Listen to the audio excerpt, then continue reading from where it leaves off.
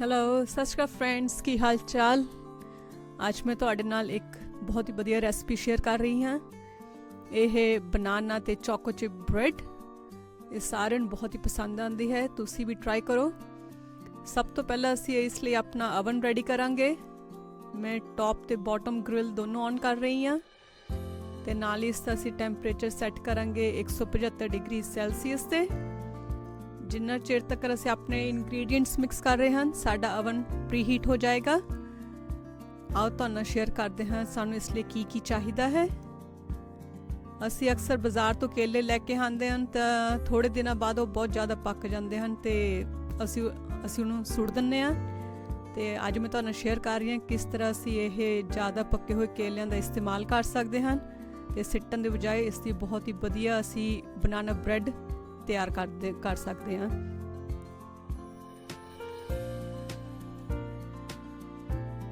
ਸਭ ਤੋਂ ਪਹਿਲਾਂ ਅਸੀਂ ਬਾਉਲ ਵਿੱਚ ਲਵਾਂਗੇ ਪਲੇਨ ਫਲਾਰ, ਮੈਦਾ 210 ਗ੍ਰਾਮ ਜਾਂ ਫਿਰ ਪੌਣੇ 2 ਕੱਪ ਤੇ ਨਾਲ ਹੀ ਇਸ ਵਿੱਚ ਮੈਂ ਪਾਉਂਗੀ 1 ਟੀਸਪੂਨ ਬੇਕਿੰਗ ਪਾਊਡਰ, ਅੱਧਾ ਟੀਸਪੂਨ ਮਿੱਠਾ ਸੋਡਾ ਬਾਈਕਾਰਬੋਨੇਟ ਸੋਡਾ, ਨਾਲ ਇਸ ਵਿੱਚ ਮੈਂ ਪਾ ਰਹੀ ਹਾਂ ਅੱਧਾ ਟੀਸਪੂਨ ਨਮਕ ਤੇ ਇਸ ਨੂੰ ਅਸੀਂ ਚੰਗੀ ਤਰ੍ਹਾਂ ਮਿਕਸ ਕਰ ਲਵਾਂਗੇ।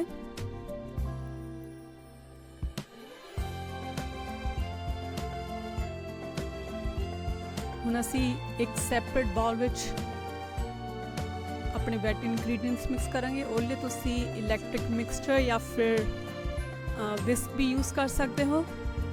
ਸਭ ਤੋਂ ਪਹਿਲਾਂ ਅਸੀਂ ਇਸ ਵਿੱਚ ਪਾਵਾਂਗੇ ਬਟਰ। 110 ਗ੍ਰਾਮ ਬਟਰ ਲਿਆ ਹੈ ਮੈਂ, ਇਸ ਨੂੰ ਮੈਂ ਫ੍ਰਿਜ ਵਿੱਚੋਂ ਕੱਢ ਕੇ ਰੱਖ ਲਿਆ ਸੀ ਤਾਂ ਕਿ ਥੋੜਾ ਸੌਫਟ ਹੋ ਜਾਏ।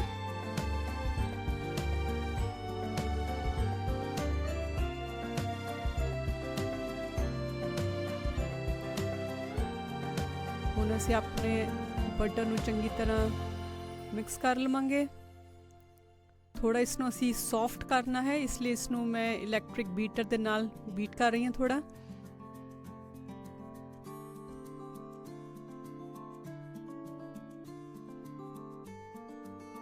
ਆ ਦੇਖੋ ਬਟਰ ਕਿਸ ਤਰ੍ਹਾਂ ਇੱਕਦਮ ਸੌਫਟ ਹੋ ਗਿਆ ਹੈ। ਇਸ ਵਿੱਚ ਮੈਂ ਲੈ ਰਹੀ ਹਾਂ 150 ਗ੍ਰਾਮ ਬਰਾਊਨ ਸ਼ੂਗਰ।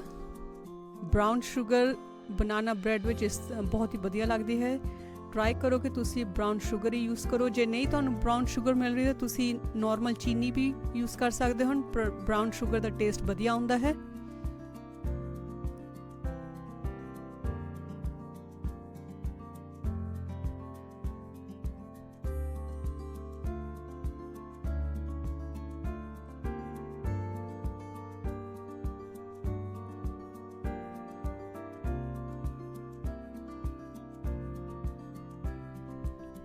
ਹੁਣ ਅਸੀਂ ਬਰਾਊਨ ਸ਼ੂਗਰ ਤੇ ਬਟਰ ਨੂੰ ਮਿਕਸ ਕਰ ਲਵਾਂਗੇ ਚੰਗੀ ਤਰ੍ਹਾਂ।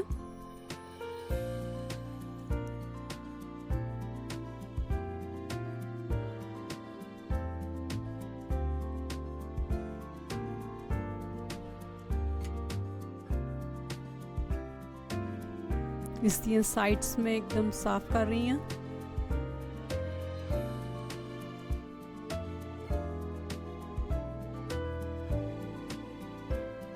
ਇਸ ਵਿੱਚ ਹੁਣ ਅਸੀਂ ਪਾਵਾਂਗੇ 2 ਐਗਸ, 2 ਆਂਡੇ। ਇਸ ਨੂੰ ਵੀ ਮੈਂ ਕੱਢ ਕੇ ਬਾਹਰ ਰੱਖ ਲਿਆ ਸੀ, ਥੋੜਾ ਰੂਮ ਟੈਂਪਰੇਚਰ ਸਾਨੂੰ ਚਾਹੀਦੇ ਹਨ। ਇੱਕ ਇੱਕ ਕਰਕੇ ਮੈਂ ਇਸ ਵਿੱਚ ਐਗ ਐਡ ਕਰਾਂਗੀ। ਤੁਸੀਂ ਦੇਖਿਆ ਹੋਣਾ ਕਿ ਐਗ ਨੂੰ ਮੈਂ ਪਹਿਲਾਂ ਕੌਲੀ ਵਿੱਚ ਤੋੜ ਰਹੀ ਹਾਂ ਤਾਂ ਕਿ ਕੋਈ ਗਲਤੀ ਨਾਲ ਜਦ ਅਸੀਂ ਐਗ ਕ੍ਰੈਕ ਕਰਦੇ ਹਾਂ ਸ਼ੈਲ ਆ ਜਾਂਦਾ ਹੈ ਵਿੱਚ, ਉਸ ਦਾ ਛਿਲਕਾ ਆ ਜਾਂਦਾ ਹੈ ਜੋ ਕਿ ਮੂੰਹ ਵਿੱਚ ਫਿਰ ਚੰਗਾ ਨਹੀਂ ਲੱਗਦਾ ਆਉਂਦਾ ਹੋਇਆ। ਇਸ ਲਈ ਮੈਂ ਕੌਲੀ 'ਚ ਤੋੜ ਕੇ ਫਿਰ ਐਡ ਕਰ ਰਹੀ ਹਾਂ ਤੇ ਇੱਕ ਇੱਕ ਕਰਕੇ ਵਿੱਚ ਮੈਂ ਐਗਸ ਐਡ ਕਰ ਰਹੀ ਹਾਂ।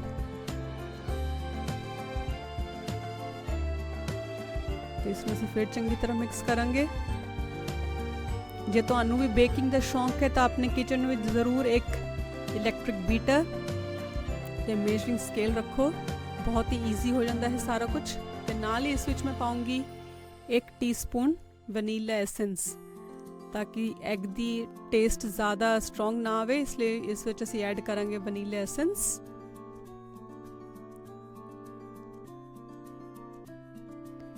ਤੇ ਹੁਣ ਜੋ ਅਸੀਂ ਕੇਲੇ ਰੱਖੇ ਹੋਏ ਸਨ ਜੋ ਜ਼ਿਆਦਾ ਪੱਕੇ ਹੋਏ ਹਨ, ਉਸ ਨੂੰ ਅਸੀਂ ਇਸ ਨੂੰ ਚੰਗੀ ਤਰ੍ਹਾਂ ਮੈਸ਼ ਕਰ ਲਵਾਂਗੇ।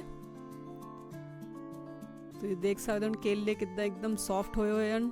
ਅਸੀਂ ਤਕਰੀਬਨ ਇੱਦਾਂ ਦੇ ਕੇਲੇ ਸਿੱਟ ਦਿੰਦੇ ਹਨ, ਪਰ ਟਰਸਟ ਮੀ ਇਹਨਾਂ ਕੇਲਿਆਂ ਦੀ ਬਨਾਨਾ ਬ੍ਰੈਡ ਬਹੁਤ ਹੀ ਸਵਾਦ ਬਣਦੀ ਹੈ ਅਤੇ ਬਹੁਤ ਹੀ ਮੋਇਸਟ ਬਣਦੀ ਹੈ। ਤੁਸੀਂ ਆਪਣੇ ਬੱਚਿਆਂ ਨੂੰ ਸਕੂਲ ਲਈ ਇਹ ਬ੍ਰੈਡ ਦੇ ਸਕਦੇ ਹੋ।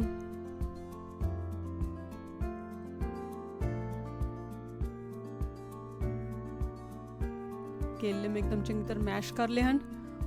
ਹੁਣ ਅਸੀਂ ਇਸ ਨੂੰ ਬਟਰ ਤੇ ਐਗ ਵਾਲੇ ਮਿਕਸਚਰ ਵਿੱਚ ਐਡ ਕਰਾਂਗੇ ਤੇ ਇੱਕ ਵਾਰ ਫਿਰ ਤੋਂ ਚੰਗੀ ਤਰ੍ਹਾਂ ਮਿਕਸ ਕਰ ਲਵਾਂਗੇ।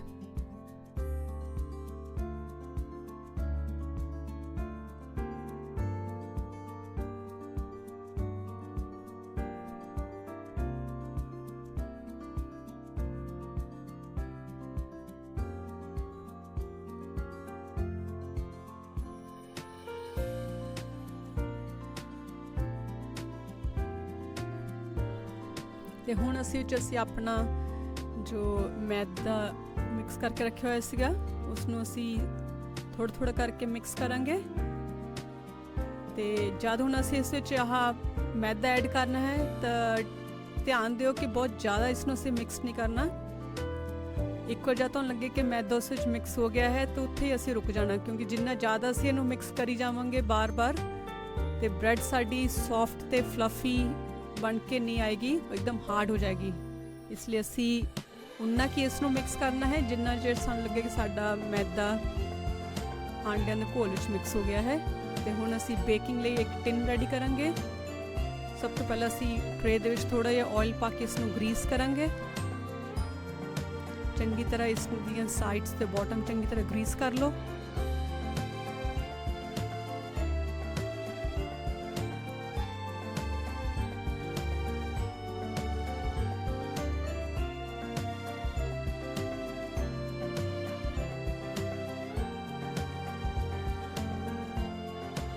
इस विच मैं दोनों ही तरह दीयां चोको चिप्स ऐड कर रही हाँ, डार्क चॉकलेट ते वाइट चॉकलेट।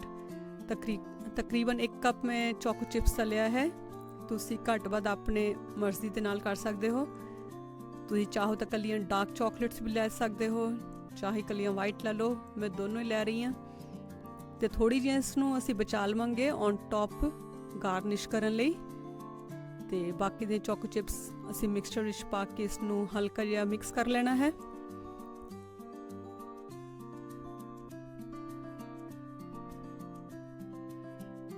देखो ते हुण असी इसनूं टिन दे विच पोर कर लवांगे।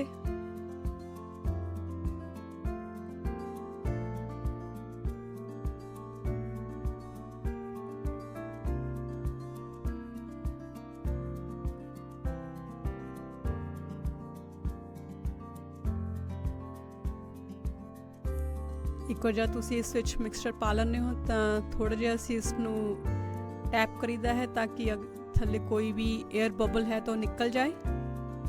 थोड़ा जिहा मेरा मिक्सचर एक्सट्रा सीगा तो इसलिए उसनूं एक मैं छोटी बेकिंग बाउल विच पा लिया सी। तुहाडे कोल कोई भी टिन है तुसी उसका इस्तेमाल कर सकते हो।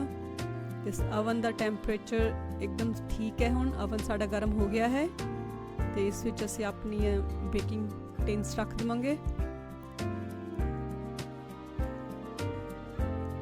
तो इसनूं हुण असी तकरीबन 45 मिनट तो लैके 1 घंटे तक बेक होण देवांगे। तो चैक करन दा तुहानूं मैं मैथड दसदी हाँ। एक बार तुसी इस विच नाइफ पा के देख सकते हो। जे तुहाडी नाइफ क्लीयर आ रही है इसका मतलब कि ये अंदर तक चंगी तरह कुक हो गया है। तो तुसी इसके ऊपर क्रैक भी देख सकते हैं। ये भी एक निशानी है कि बनाना ब्रेड साड़ी रेडी है। तो हुण असी इसनूं बाहर रखांगे शेल्फ के ऊपर 20 तो 25 मिनट थोड़ा ठंडा होने देंगे, क्योंकि बनाना ब्रेड इस वेले साड़ी बहुत ही मॉइस्ट है तो बहुत ही सॉफ्ट है। तो जे असी इसनूं कट्टण की कोशिश करांगे तो टुट जाएगी। तो हुण 15 तो 20 मिनट बाद देखो इसनूं मैं थोड़ा जिहा नाइफ दे नाल ढिल्ला कर रही हाँ। देखो बहुत ही आसानी नाल टिन तो बाहर आ गई है। तो हुण असी इसनूं अपने तुसी चाहो तो पतला या मोटा जिस तरह भी स्लाइस करना चाहते हो तुसी इसनूं कर सकते हो। मैं थोड़े इसते ਮੋਟੇ ਹੀ ਪੀਸ ਰੱਖ ਰਹੀ ਹਾਂ। ਤੁਸੀਂ ਚਾਹੋ ਤਾਂ ਪਤਲਾ ਵੀ ਸਲਾਈਸ ਕਰ ਸਕਦੇ ਹੋ। ਜਿੰਨੇ ਸੌਫਟ ਕੇਲੇ ਹੋਣਗੇ ਉਨੀ ਸੌਫਟ ਇਹ ਬ੍ਰੈਡ ਬਣਦੀ ਹੈ। ਇਸ ਲਈ ਪੱਕੇ ਹੋਏ ਕੇਲੇ ਜੋ ਕਿ ਬਹੁਤ ਸੌਫਟ ਹੁੰਦੇ ਹਨ, ਉਸ ਦੀ ਬਹੁਤ ਹੀ ਸੌਫਟ ਇਹ ਬ੍ਰੈਡ ਤੇ ਬਹੁਤ ਹੀ ਸਵਾਦ ਇਹ ਬ੍ਰੈਡ ਰੈਡੀ ਹੁੰਦੀ ਹੈ।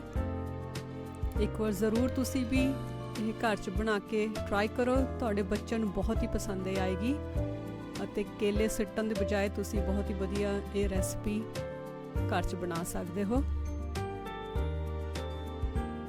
ਦੇਖੋ ਕਿੰਨੀ ਸੋਹਣੀ ਸਾਡੀ ਬਨਾਨਾ ਬ੍ਰੈਡ ਬਣ ਕੇ ਰੈਡੀ ਹੋਈ ਹੈ। ਤੁਸੀਂ ਚਾਹੋ ਤਾਂ ਚੋਕੋ ਚਿਪਸ ਨਹੀਂ ਪਾਉਣਾ ਚਾਹੁੰਦੇ, ਉਸ ਦੀ ਜਗ੍ਹਾ ਤੇ ਤੁਸੀਂ ਅਖਰੋਟ ਵੀ ਇਸ ਵਿੱਚ ਪਾ ਸਕਦੇ ਹੋ ਕ੍ਰਸ਼ ਕਰਕੇ। ਬਨਾਨਾ ਐਂਡ ਵਾਲਨਟ ਬ੍ਰੈਡ, ਪਰ ਟਰਾਈ ਜ਼ਰੂਰ ਕਰੋ ਤੁਸੀਂ ਇੱਕ ਵਾਰ। Thank you so much.